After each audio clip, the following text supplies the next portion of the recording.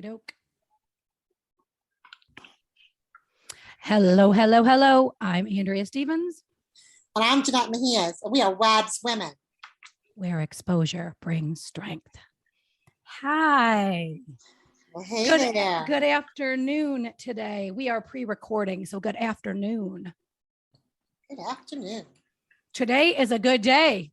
We got our featured guest today. Yes, I'm excited, and I'm going to let you do the introductions, given that you know our guest personally, and I'm excited to learn about him and his story. And so without further ado, Andrea, if you want to do the introductions. All righty, ready, set, go. When we, before these podcasts, I got to say first, I try to hype myself up, right? Because I got to make sure the energy's flowing. A few jumping jacks, a few sit-ups, especially for this one. So we have Mike Harvey with us today. Mike, I call you Michael Harvey. If you're on the book or you are on Instagram, you will see his full name. But Mike is here with us today. He has had a long journey. He is currently in Charlotte, North Carolina. He is exposing some things. He's bringing strength to people. And this is what we want to showcase. Okay. So Mike, welcome. Thank you. You're very calm. You didn't do any jumping jacks, did you? No, I did some fast driving though. Oh. Fast driving to get here? Fast driving, yeah. Oh, hopefully the radio was up. Yeah. But well, we're glad to have you. So Mike, originally from Niagra Falls, which is how I met Mike one or two times years ago, like in my teens. I don't even want to say, like maybe 30 years ago. But I met him once or twice. Didn't even know if he remembered who I was after all these years. And I remember Mike, being quiet, which you're very quiet right now. So you must still be quiet like you were in your teens. I don't know, but we're going to get to the bottom of it. But when I met Mike, he was quiet, right? And so I got this energy from him that there was like some peace right there inside, right? So he wasn't, and if any of you Niagra Falls boys are listening, because I know you will, Mike was not around when they were in the streets fighting, and I happened to just be there. He was the one that he just wasn't there. So I didn't know where he was or what happened to him. So all these years later, here he is. I'm happy that, you came on and a fellow Niagra Falls. I have to give kudos to Niagra Falls and to home. So yeah. But now you're in North Carolina in Charlotte, right? Yes. Beautiful Charlotte. Yes, it is beautiful with palm trees. I miss the palm trees. I can't lie.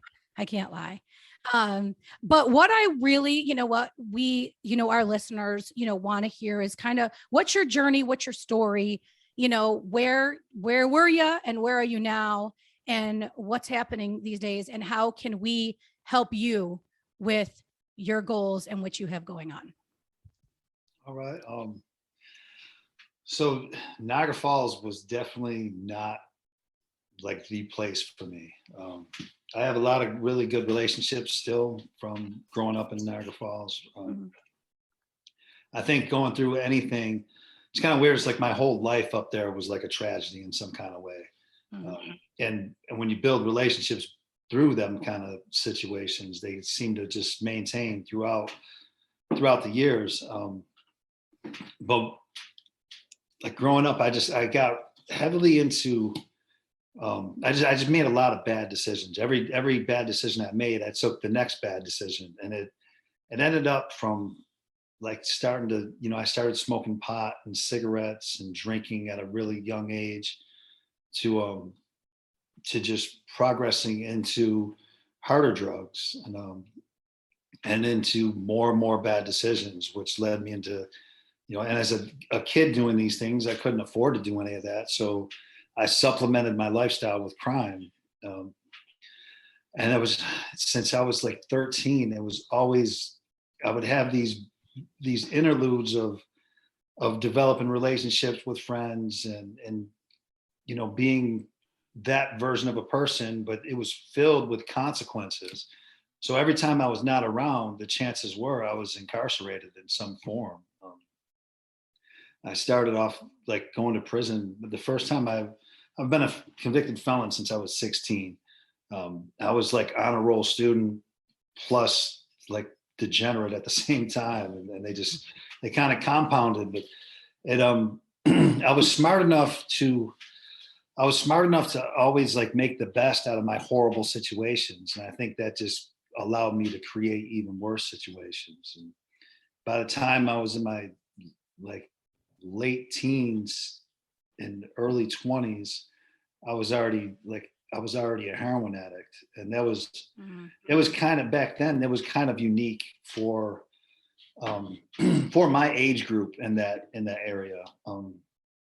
And I like to have some kind of tragic uniqueness throughout my life. There was always something that, I wanted to be a little bit more. And, I think like every kid who struggles with self-esteem and finding their place, it's not that I just wanted a place amongst things. I wanted a bigger place amongst things. I wanted to be a focal point in whatever I was involved in. Unfortunately, I chose the wrong things to be involved in. But so being a drug addict, my life was just kind of based on that. So I'd go to prison, I'd get out.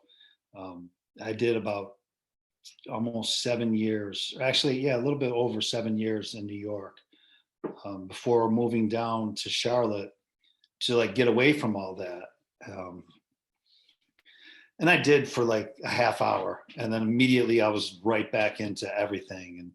And I thought if I just left heroin alone and only snorted cocaine, because like being smart, I could rationalize anything. Right. It's not as bad. Yeah. Yeah. It's not, I'm not doing that. But that just, that any kind of sin leads to all sin. It's not like when you got that door cracked open a little bit, everything can slide through it. And eventually it did. And it wasn't long before I was doing right back to where I was, like doing heroin in a way that I never did before. I took a trip up to Niagara Falls once, and my father passed away. And when I came back, like the only heroin I could find was tar, and where I had always snorted it. Now, like tar, you have to shoot it. So I like mixed it up and started doing intravenous drugs like it was nothing. Like it was like that progression didn't give me any pause whatsoever. And when I was like a little kid, if you would have told me when I was smoking a joint that someday I'd be using a needle to inject heroin, multiple times a day just to not be sick, I would have thought that was insane. But it just, when life happens, it's always in increments, and these increments built on top of each other, just, they took me to a place that I never imagined and would have never chose on my own. I remember a commercial when I was young. It said, nobody ever said I want to be a junkie when I grow up.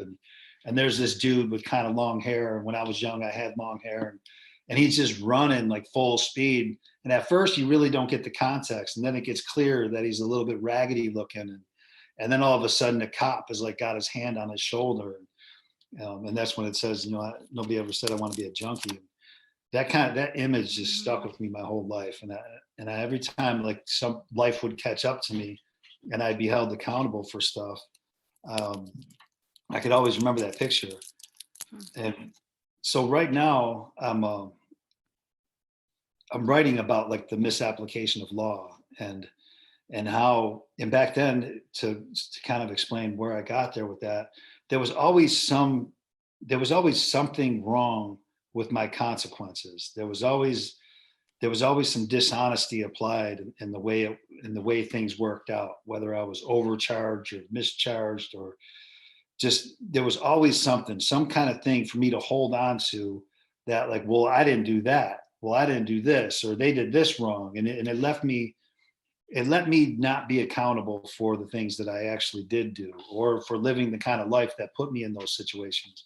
It was like, since I was building this degenerate version of life by increments, it allowed me to see life just in increments and not actually see the totality of it. And by living life like that, it allowed me to compartmentalize everything in a way that I never had a full view of what my life actually was.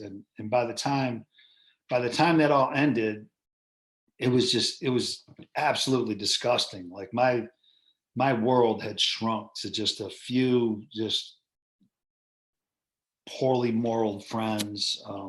The people that cared about me the most never heard from me, never reached out to me, because it was just, I was a mess. And it was, like any kind of mess that you don't have to clean up yourself, you kind of just wait for somebody to clean it up. Yeah. And there was nobody coming to help me. It was, I was on my own. By this time I had a 5-year-old daughter, and I was struggling to be a dad and a junkie at the same time. I had made my consequences in life and my poor decisions had made me pretty unemployable. So instead of getting some kind of menial job and building up, like, I can only see these little compartments. So I only seen what that could do for me for that day, not for well, if I start doing this now in 5 years, things will be all right. I just, if it didn't make things all right immediately, I just didn't invest in it, because I can go participate in a crime and take care of my situation in that little, compartmentalized type of way. Which all of that led me to a life to where all I was doing was doing drugs and drinking, like, nonstop. My heroin habit was just absolutely out of control. I was doing more drugs than that even makes sense. Like, every time I did an amount of drugs, it would have killed, like, the sober version of me, which is what heroin does. Every time you come off of it and you go back on it, which every junkie that, I did heroin for like about 14 years. So I quit many, many times in between there. And every time I would come back, I would need more to get to where I was before. And that after 14 years, that amount was ridiculous. So I backed myself into this just horrible existence. But it allowed me to not see that. And I just, like, another typical day, and it was a day in the middle of the week. It wasn't even, like a party day, so to speak, but my life was way past party days. I went to a bar like I always did, and I met a girl there, and I ended up hooking up with her in the bar. Like, we, drank a little, flirted and all that. And we ended up in a motel at the end of the night, and she overdosed and died. And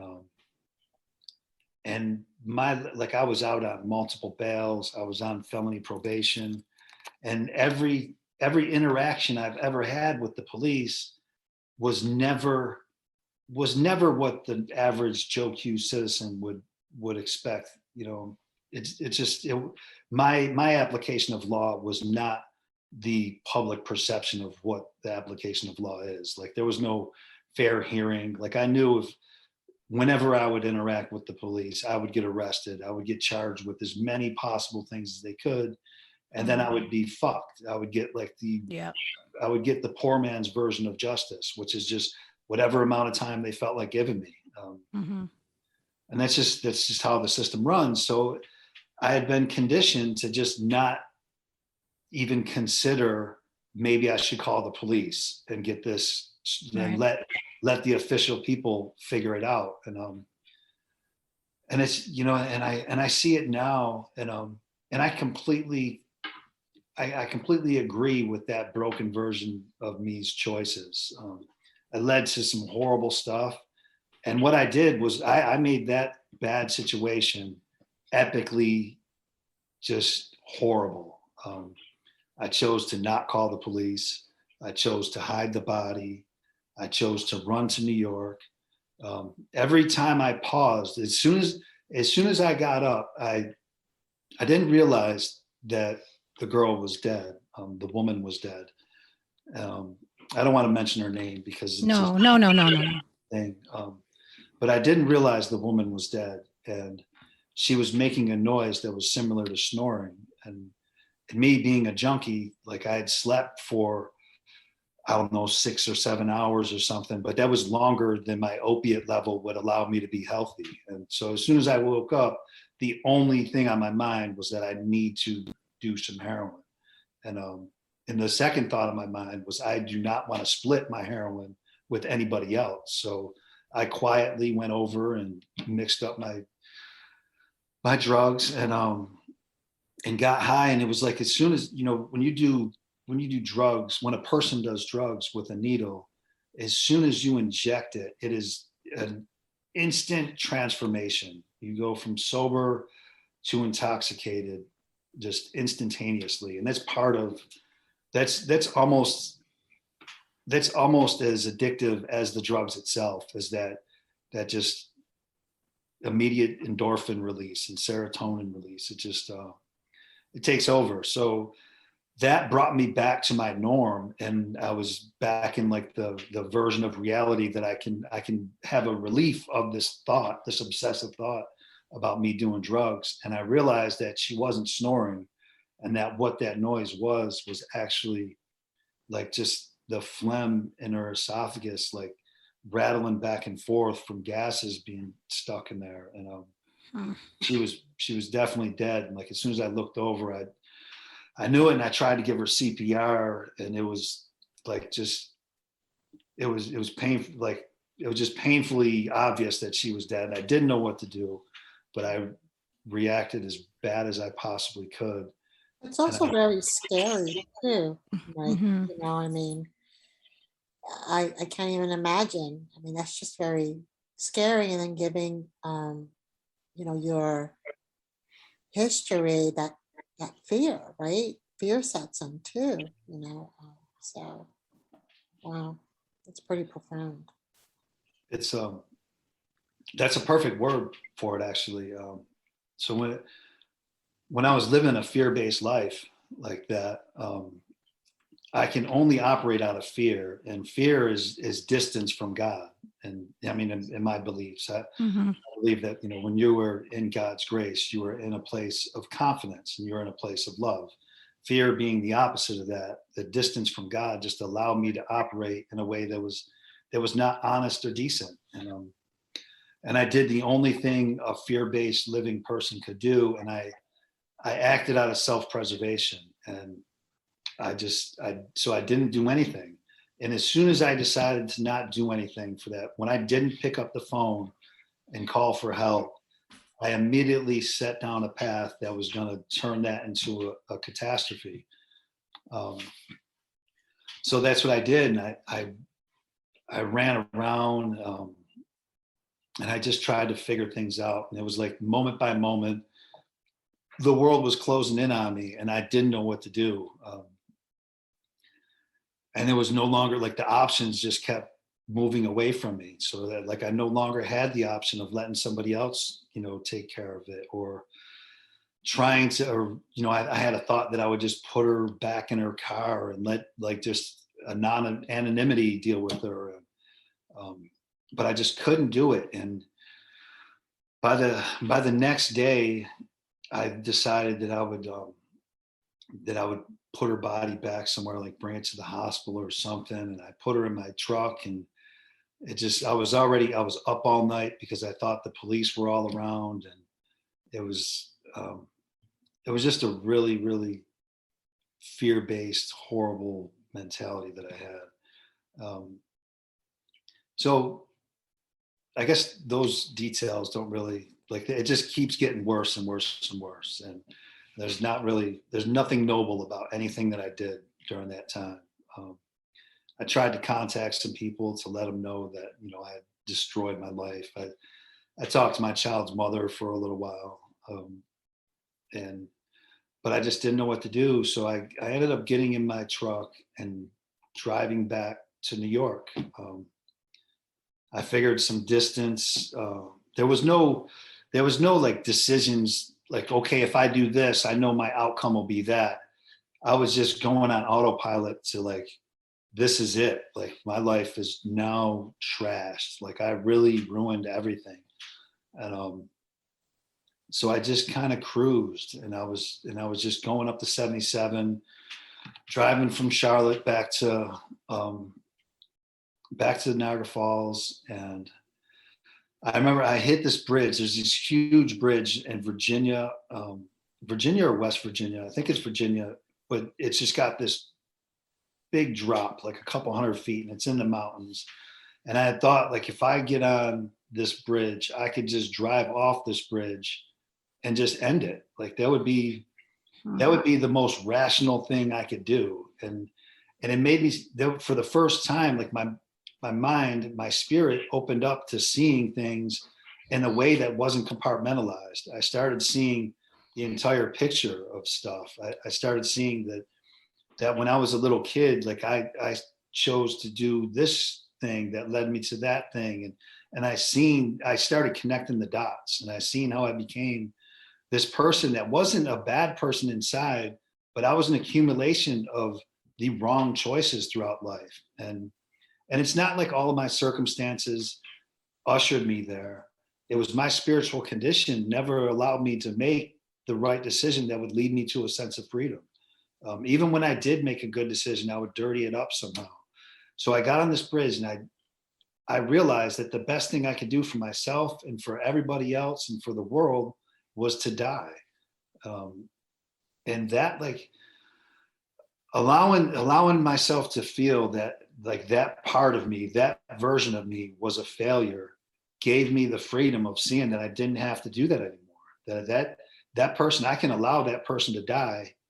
And it was like, I never went to church. I did not have a concept of Christianity that would match somebody who ever read anything in the Bible. Like, I didn't know Bible verses. I didn't know how many books or what Psalms was compared to Proverbs. It was like, I was a very, very novice human being when it came to any kind of religiosity.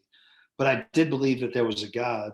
And through the experiences of my life, like, I had some exposure to, I had just the right amount of exposure to have an articulation of God that wasn't that didn't put God in this box. And when I absolutely decided that being dead would be the best version of me, I could just hear God allowing me to come to him. And I gave up that entire version of myself, and I drove off that bridge knowing that I can handle anything that came in front of me ever again.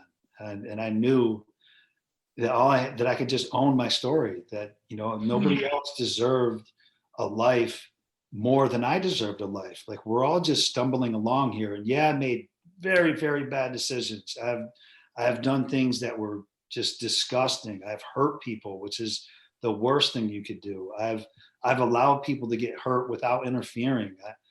I was a taker. I would steal. I was a person who, I can't even tell, like, how much, like, chaos I've caused. But I realized that all of that chaos that I've been through was now, like, the weakness that I needed to allow God to be strong in me.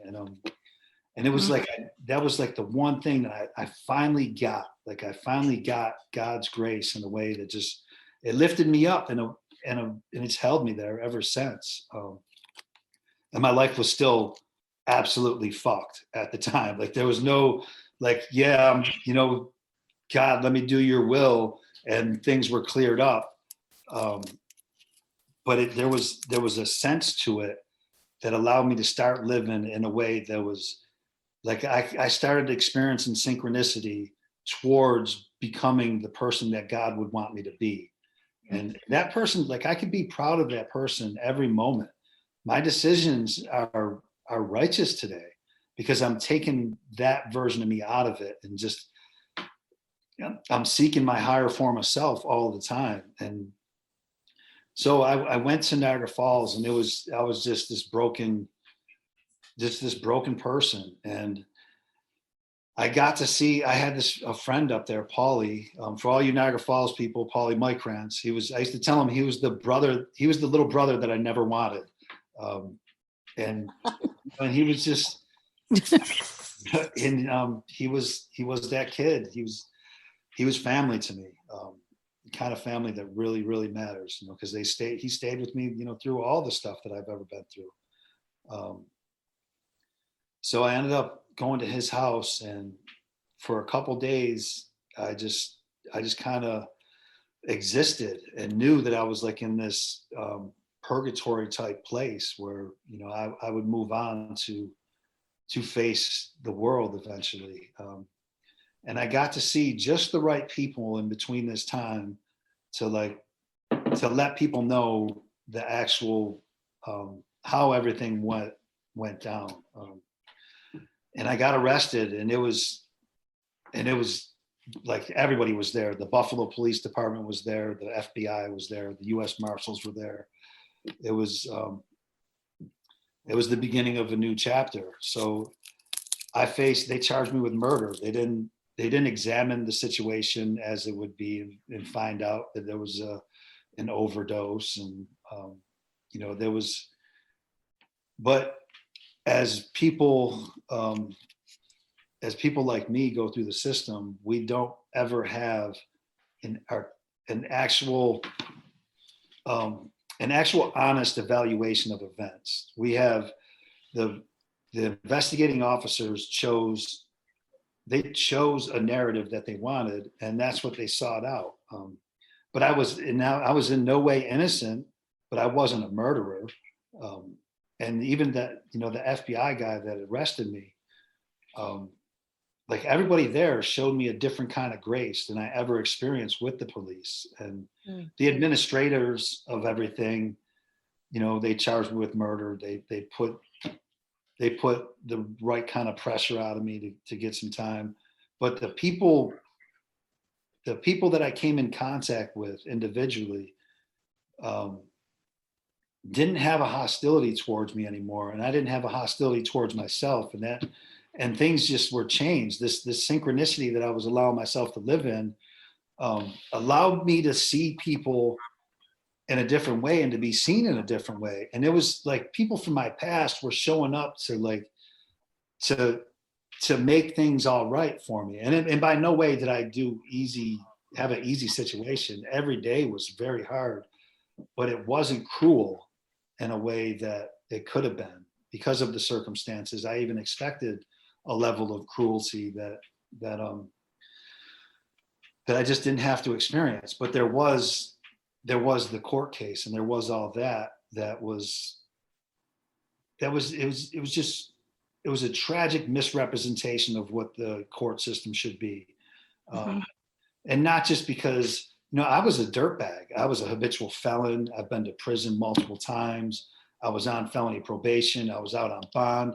I shouldn't be out shooting heroin with random people or, any of that stuff. But I wasn't that. I wasn't what they were trying to say. And it was always something like that. But this time I had a different version of seeing it. I wasn't seeing it as I'm the victim of this monster trying to oppress me. I understood the monster for being what it is. And I learned that the system just devours. It's not like an arrow. It's not a thing that focuses in on a target and goes for that target. The system just devours weakness in whatever way it can. And if you're breaking the laws, you're morally weak in some kind of way. And it just tries to eat you in whatever manner it can. It might be a strange analogy, but that's the way it operates. It finds its victims and it does whatever it can to consume it, to just dominate it. And this time it was different. I had a lawyer, the first time I met this lawyer, which I couldn't afford a lawyer. It was obviously out of my, I was a junkie. No matter how much money I made in that day, I woke up with the same amount every morning, which was pretty much nothing. But I had a lawyer and he initially told me, I don't do the law. I don't know a lot about law, but I will make the best deal that you will possibly get with this. And everything that they threw at me, there was always, I always prided myself on being kind of sharp. I can argue with anybody. I can talk about topics that I have no freaking idea what they are, but I'll hang in there. I don't give a shit. It's who it is. I can adapt to the language. And this was different. This wasn't me adapting to the language. This was me allowing me to experience my situations and God just providing what needed to be provided at the times. And whether that was an answer to a question, I gave 2 statements that were 40 pages long, which is, as a criminal, you just don't talk. But I was not a criminal anymore. I was a person that was redeemed by Christ and was going to live my life as if I didn't have to be ashamed of it, which was not of my situation, which gave me a sense of purpose that was in my immediate environment, because I could be this all the time. And so I ended up going through the system, and there was things I was guilty of, and there was things I was not guilty of. But the only thing I could do to ever see the streets again was to take it was 40 days under 9 years and go to prison in North Carolina for this. I had a 5-year-old daughter. I had to accept that I wouldn't see her until she was 14 years old. There was a lot there, but I also understood that I owed the world, and I owed my beautiful country some accountability for the way I lived. And I can't say that I was fine with doing my time. Every day was a fight. I found injustice everywhere I looked, but I was comfortable with being me throughout this whole situation. And I went to, they sent me to the worst prisons they could. It was, the first prison I went to in North Carolina, the FBI ended up closing it down a couple of years later because of corruption. It was like gang war all the time. And the old version of me would have had so much fear for being in there. Even if I would have acted like I didn't have it, my core would have been fearful, and I would have interacted with all of my peers in a fearful way.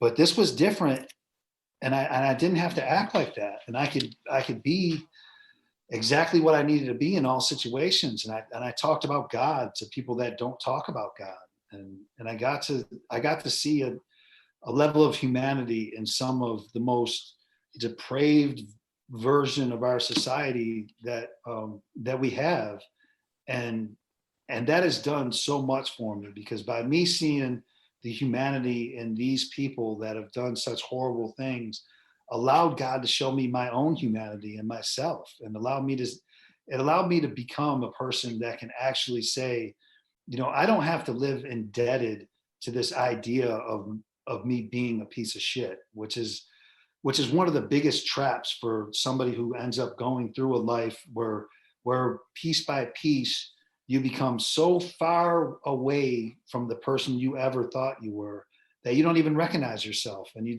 you condemn yourself. And I condemn myself in every type of way. And by experiencing the goodness in people that were ruled as not being good at all, I could see that I was good. And it was like all of these things. I started reading the Bible, and I never did before. And I had all these influences, like read this first, read that first. And I kept telling everybody, well, I'm going to try to start at page 1 and then just go through it the way it was, the way it was together. And I did the same thing with myself. And I went back to event 1 that I could remember. And I examined my life, and I examined the Bible, and I examined the people around me. And I tried to see things in a spiritual way. And I succeeded in that. And it wasn't all the time. I've acted completely ego-based since then, for sure. You could ask my wife; she would tell you, I fail miserably at being a spiritual creature often, but I try to return to that base all the time. And I realized that everything can matter. Where before I never wanted my life, I never wanted the events to matter in my life. And that's why I became an unrecognizable person, because I was putting pieces together that I closed my eyes while I was doing it. Where now I was seeing everything and experiencing everything for the honest, total versions of the events that they were. I was becoming a person that I could recognize all the time. And now I had this moral center, and I had, eventually I started developing standards, and I was like, you know what? I am not okay with this. There's certain things that I am no longer going to accept in myself or in my community around me. And that led me to I got kicked out of a closed custody prison to go back to a medium custody prison. And the guards were like, dude, you're a good dude, but I am so glad that you're getting the fuck out of here, because you were such a pain in the ass. Because I would not, I could not. It wasn't anything about my ego. It was just my spirit would just not accept the type of just dishonest brutality towards the people around me anymore. And I wanted to just do something, and I didn't want to do something like burn the place down. I chose to see it as something else, where I believe we have the most incredible system in the world. I think our system is unparalleled to anybody else's. I just don't think we use it. I think we use a version of it that's corrupted by corrupt people, and it's allowed, and we're allowing it to destroy our way of life. And it's amazing that we even developed this incredible way of life in this country. But I think that just proves the existence of God and how this country really is just a beacon of light for the rest of the world. And the only thing that could take that away is ourselves. And I believe when this country actually has people like me waking up to this, and you have a person who has done 17 years in prison, and not for like glorified stuff like slinging keys and having shootouts with gangbangers or any of that. I dumbed my way into multiple years of incarcerated, and never for anything glorious, and definitely not a single thing was righteous or noble or something to be braggadocious about. Like they were all shame-based acts, and they were all filled with shame. And I think that was something that allowed me to connect to the people around me, because I was okay with saying that. Like, yeah, I'm fucking ashamed of what I did. That sucks. What I did to that family was absolutely disgusting. Like, and there's no type of rationalization I could do to describe that situation as being okay, or to say that I had any type of just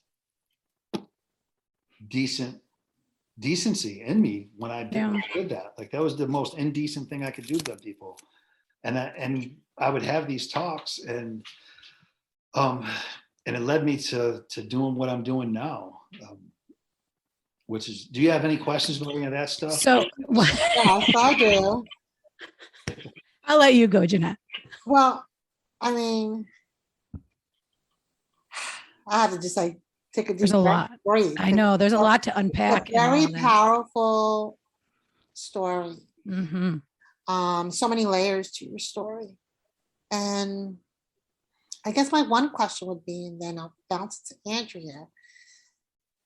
Once you were incarcerated, and you were, at this point, you're in a different space, and you talk a lot about, spiritually, you've been, connected spiritually with God, and like, and I think that's absolutely profound as well, in terms of hanging, through your faith and your walk in that. But were there any, were you supported in any way? Did you have access to anything, given the history of the drugs that you put in your body for such a long period of time? I mean, like, do you have any access to that supports? Yeah, like complete access to it. So my case was, everybody in prison knew about my case. So people just knew me, and I was a pretty approachable person. And not even every day, like multiple times a day, people would offer me drugs for free, just to align themselves with me in some kind of way. Some people just so they could say that they got high with me, and I'm sure some people for more nefarious reasons. But yeah, if I wanted to get high, I definitely could have. And I can remember, like, I had 2 death penalty hearings, and both times I had the option to get high afterwards and before. And I just didn't. I kept putting one moment at a time in front of the next, and it just, I knew that was not a part of me that I wanted to carry on to the next day. And I definitely didn't want to hit that reset button. Yeah. Your strength is like beyond measurable. I mean, I don't know how, you got through all of it at all. I don't know. I do remember in the newspaper when all this happened, and I remember people calling me going, "Do you remember him? Do you remember?" You know, and I'm like, he didn't do that. I don't know why. I don't know why. I have this feeling deep down like he's gonna get screwed. And I don't think he did what they're saying he did. And I remember saying that multiple times to multiple people. And I didn't live in the area anymore, but the people that did, of course, you know, Niagara Falls is a small place. So everybody is like, hey, but I don't know. I just knew in my heart that I knew in my heart. But what I am, surprised to hear too is your transition spiritually happened on a bridge before you got into all of this, the trouble in prison, the courts, that happened before. And that's most of the time you don't hear that, right? You hear someone goes to prison and they change while they're there.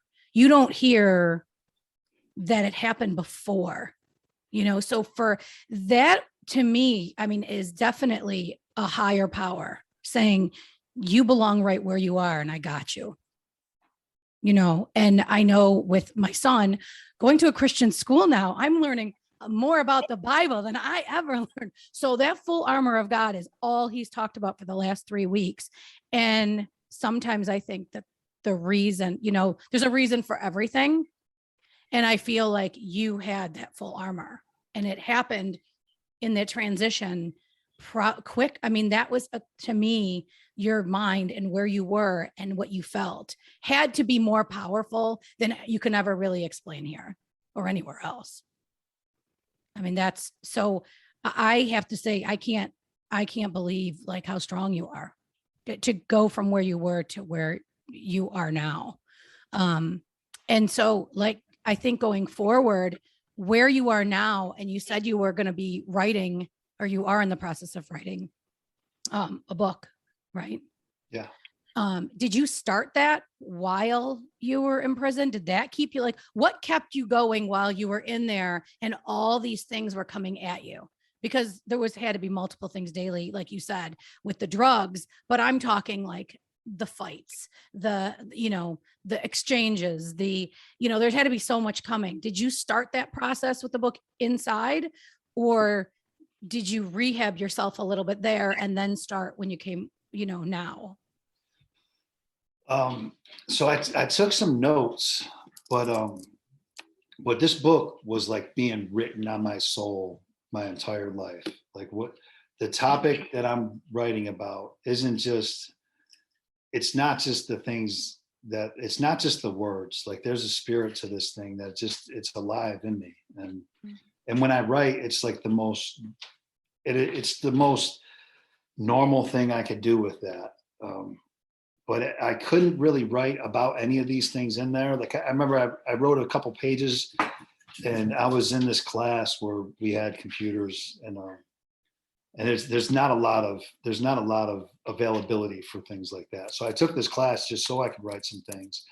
And when I showed the instructor that, he was like, "Dude, I can't print that." Like he's like, "There's no way. Like this is about the people that employ me. Like I'll be fired and he'll be, and so I couldn't really write it, but what I did do was I fought for the things that I talked about, and I conversed with people. I tried to get people to scratch the surface and to go a little deeper into why they were there, and to go a little deeper in their own accountability, and I did that by expressing my own accountability with things.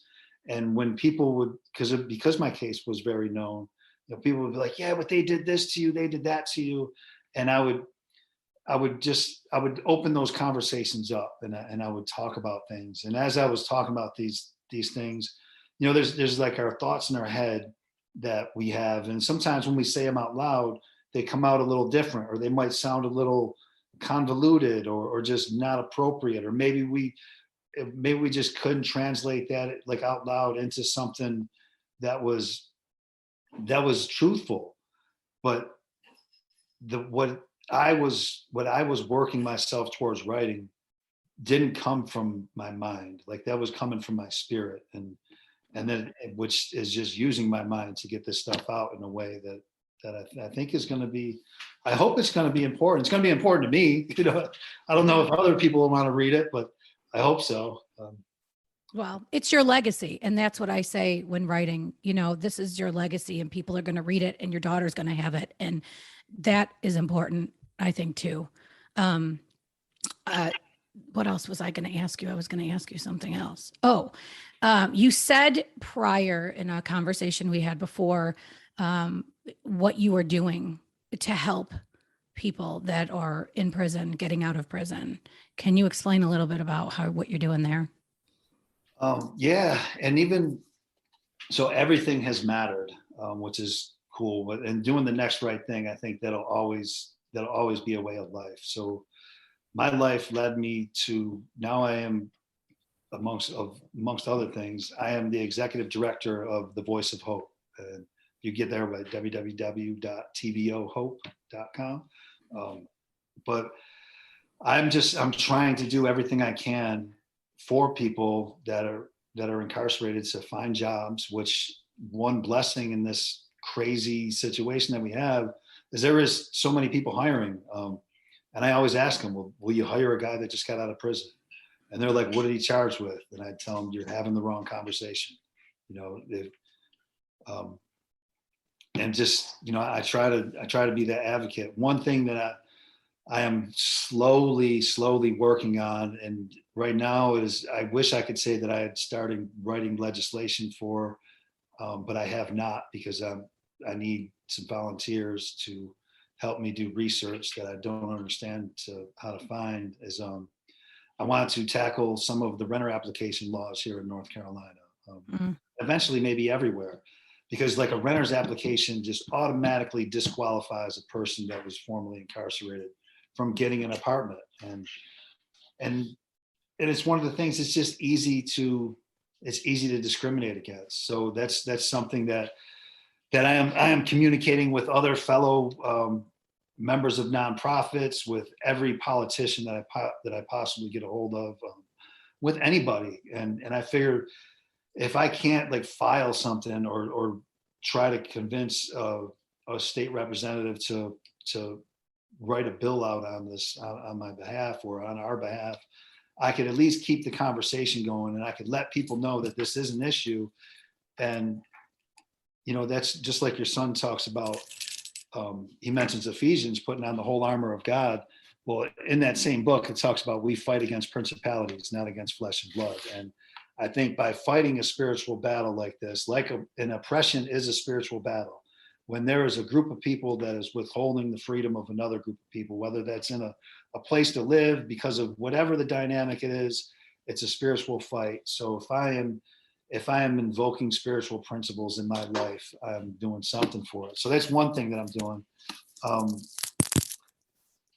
And so housing, that I'm involved in a couple mentorship programs where we just talk, like whatever is going on, try to help guys make better decisions, you know, and just stay involved in people's lives and let them know that this is the better option, that, you know, just living life as a proud citizen will give you a type of fulfillment that is only an illusion in that type of life where you are not being a proud citizen. Where if you're living a life where you're just going rogue and you're just being an outlaw type of person, you're never going to experience the type of freedom that you have from not living that life, because you just, being a taker, you give up, and you know, being a giver, you're given. That's a spiritual dynamic that you can't break. You know, that's God stuff. And, you know, you said like I am strong, but that's the one thing that like I'm really not. Like I'm just not a strong person. And I proved that throughout my entire life. Like where I could have stepped up for myself and been strong, I never was. My strength only comes from God. That is like, that's just, God has corrected all of these weaknesses in me. And that was another thing in the Bible that I never understood, where, you know, Paul talks about asking God to relieve this ailment that he had. And God tells him, you know, in your weakness, that's where I'm the strongest. And that's why I think that my actions seem as strength, because I had so much weakness that now, operating from trying to correct that weakness, God has allowed me to be a stronger person in those places. Yeah. It's hard for me not to see strength through all of it, because it is a long line of, you know, your timeline, you know, I see through God. Absolutely. And you opened up to let it all in. And I think that's, I mean, so I know, Jeanette, I'm going to let you talk because I talk too much sometimes. No, I mean, I just have to say, Mike, you know, if this was anyone else that has experienced the walk of life that you had, they would not be on this mic today. Yeah. And I think that there's no question that the Lord is using you as an instrument, because with everything you disclosed about your experiences with really hard drugs, you know, you probably shouldn't be living right now. Probably shouldn't have lived past the age of 20, you know, and I always, to me, when I hear stories about you taking a narrative that wasn't so positive, it's almost like you had a curse on you. And that bridge changed the course of everything for you.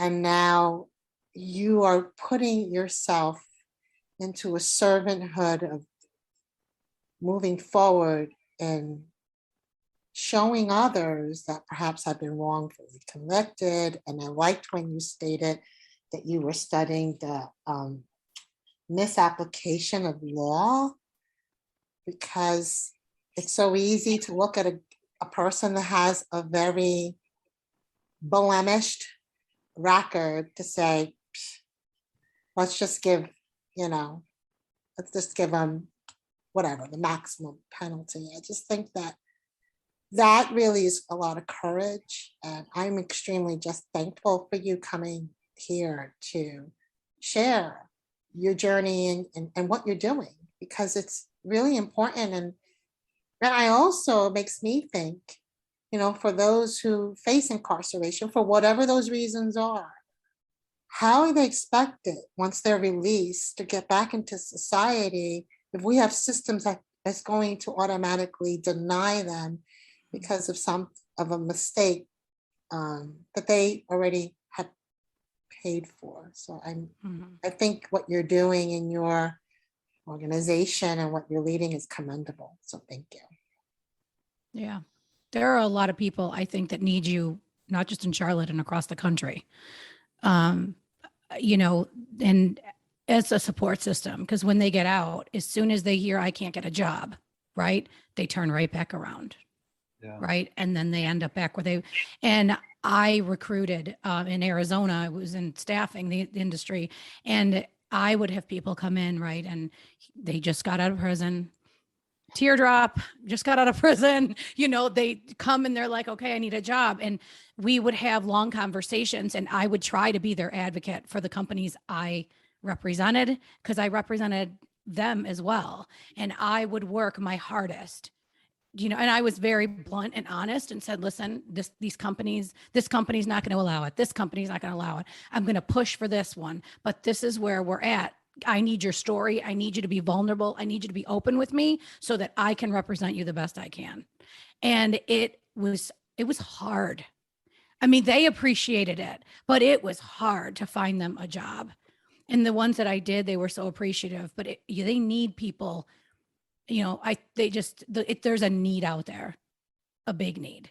Because I think that sometimes having that job too keeps them going, right? And keeps them out of all the shit they were into before that to go back. They're surrounded by different people that got to go every day to this place. They're not surrounded by the people in the street or wherever they were at. And so it's needed. What you're doing is needed. You know, I hope we would love to be able to have your information available for whoever is listening, because everybody knows somebody.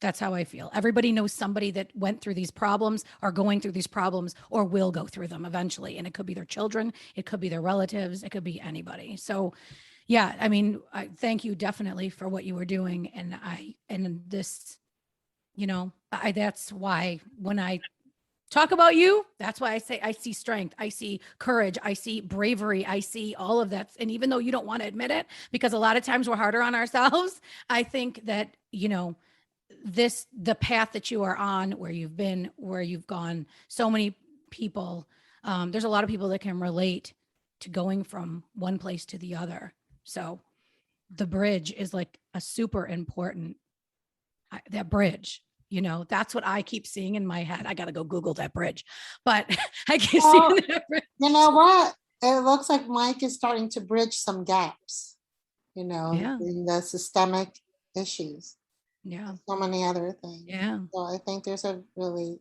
powerful Yeah. meaning to that bridge. And you're saying, do the next right thing. Right. Yeah. Yeah. So there's one more thing that I would definitely like to touch on that Yeah. that has become a core value in my life. So doing these things, and before I had a nonprofit, which led me into having the Voice of Hope.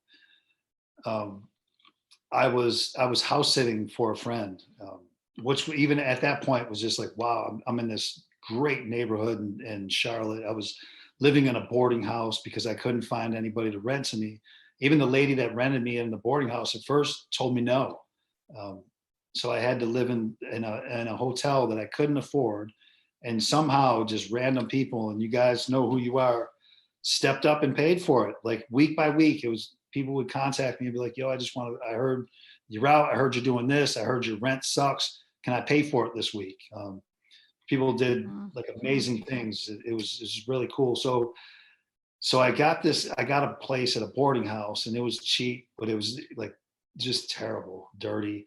So a friend from Alcoholics Anonymous asked me to house sit for a few times. And one time when I was there, it was Sunday morning, and Saturday night I knew I had something to do, and me and my friends usually went to this particular AA meeting on Sunday mornings, and then we would go to this coffee shop and have coffee. And but I kept telling people, I don't know if I'm going to be there. I've got something to do tomorrow. I just couldn't remember what it was. So I drove to get some coffee in the morning, and I seen this girl walking down the street, and she just looked like a mess. She was walking in her socks. She had like hospital socks on. She had a sandal in her arm. Her face looked like she just got beat up. And I was on the phone. I had like a little SUV, and I was on the phone with a friend in Niagara Falls, and I had to help this girl. So I asked her if she needed some help, and she did. She just got released from the hospital. They sent this 19-year-old kid out with no shoes, no money, no phone, no anything. And this is in like one of the nicest areas in Charlotte, the Dilworth area. It's just a complete form of negligence for these kind of things to happen. So this girl didn't really know where she was, how she was going to get where she was going, which was very far, and it was just a friend's house. It wasn't a plan.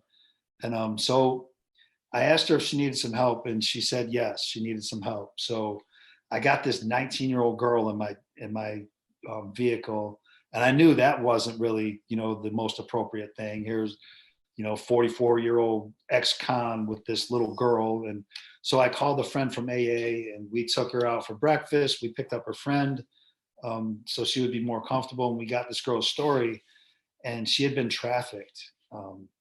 Some people did some things to this poor girl that is just unspeakable. It's horrible. So I knew that I was going to do whatever I could for this girl, that I wasn't going to just let her slip through the cracks. I wasn't going to just let her go back to sleeping on somebody's couch and getting misused by whatever whatever disgusting human being could get his tentacles around. So I told her I'd help her if she wanted to help. And I tried to get her into detox, try to get her in the hospital again to get off of drugs, all these things so I could get her into a rehab. And there was a rehab in Charlotte that was a Christian-based rehab who had a tentative bed for her, but they wanted her to detox first, and I couldn't get her into detox. So one that takes everybody in Charlotte actually kicked her out after a couple hours because they said she had mental health issues. And, it's a 19-year-old girl who has been sex trafficked and brutalized. Of course she has mental health issues. But it was like God just kept closing these doors.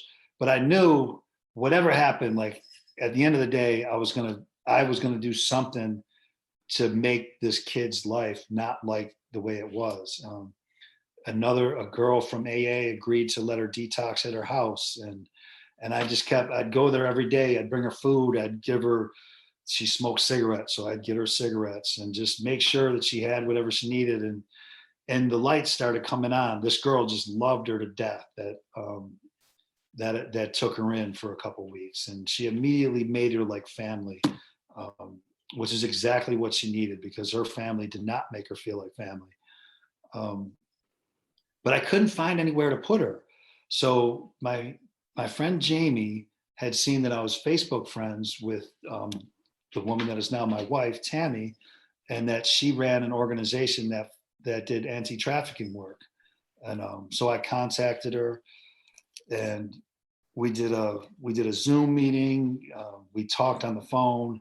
And then when she was in Erie, PA, dealing with some family issues up there, when she came back, she took the young girl out on a camping trip to just get to know her with some other survivors and with some volunteers. And the girl just loved it. She loved everything about it. She was just willing to go do something to start her life. She's the perfect example of a person that was sick and tired of being sick and tired. And she definitely didn't want to be living in the way that she used to live. Wow. So me and Tammy met, and I immediately just tell her every shitty thing about myself, everything that would make a normal woman be like, okay, this is probably the last conversation I'm gonna have with this guy. I'm gonna move on and find somebody else with I less. was hoping you would share how you met Tammy, because yeah. Thank you for sharing. Yes, continue. So, of course, I'm sure she has her reservations, but she still called me, and I had talked about what I wanted to do in life, and amongst all the things the tragic things that I have done in life that would, because I didn't want her to have any kind of involvement with me where it could lead to somebody being like, hey, did you know this? Or to put her in an awkward situation. Like, I wanted her to be able to make all of her own decisions. And her first decision was, I'm going to invite you to a political rally, and we're going to meet some of the like most influential people I can introduce you to. It's like, that was I wasn't expecting that. And what we had was just like our combination of life experiences. While they were just very different, spiritually they were so much alike. And while I was making bad decisions, she was making wise decisions. But life kept throwing things at her, and life kept throwing things at me, and we ended up meeting at the exact right time, at the right place, with the right conditioning, and even like dates and numbers like aligned. And I just knew that this was a person that I was going to have in my life. And we did. We kept seeing each other. We quickly became a couple, and then that, like, from becoming a couple, it quickly became serious, and we just integrated everything, and we were working on these survivors and stuff, and it was like, so I found this new purpose, and I found that, like, even though these entities that I thought that I had to shelter her from, from like being involved with me in, that part of that was just me being ashamed of who I am and not thinking that I can exist in those things.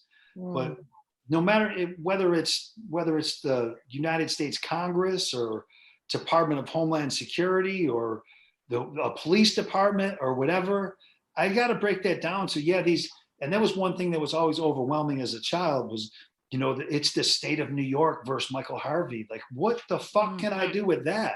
Right. But entering this other world where I was just determined to do the next right thing, I realized that these are just people that make these things. And while the totality of the United States Congress may be a giant thing that is hard to overcome or to feel like I can contribute or to not contribute, when it comes down to that, it's just a person. It's just maybe it's a congressman, maybe it's a whoever, a local person, a local influenced person. Like I could talk as well as them. I could look them in the eye. I could shake their hand. I could share a meal.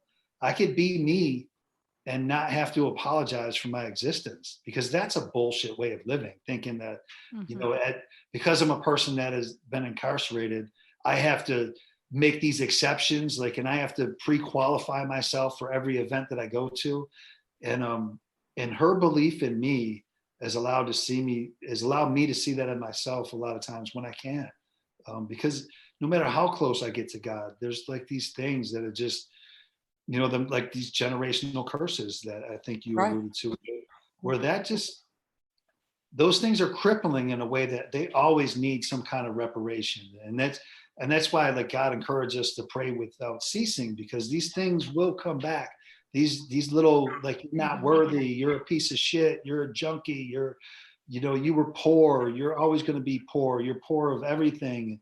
All of those little messages will keep coming back if we don't actively, like Andrea's son would probably say, put on that helmet of salvation and think through that, and not think through the degeneracy that has been ingrained in people with the type of experiences that I have.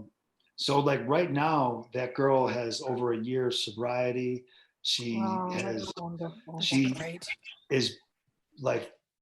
a functioning member of society. She's going to speak Tuesday. Shout out to everybody in Charlotte. I love you guys too. And we will have an event this coming up. Well, actually, I think this comes out the day after that. So we will have another event in November.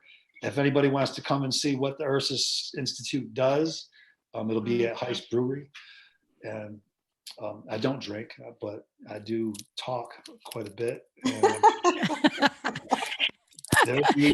the Ursus Institute, the institute, that's a nonprofit. That's your wife's nonprofit, correct? Yes. Yeah, she is the executive director of that, and my nonprofit is an offshoot of that. They're two separate 501c3s, but they're we're hand in hand in everything that we do. What a powerful couple. Yeah. I was just gonna say, power couple. So I have a question, Mike. How long have you been married to Recent. August 7th. That's recent? So I was thinking, this is because I was incarcerated. I got out of prison August 10th. So that date popped up, but it was August 7th, 8/7.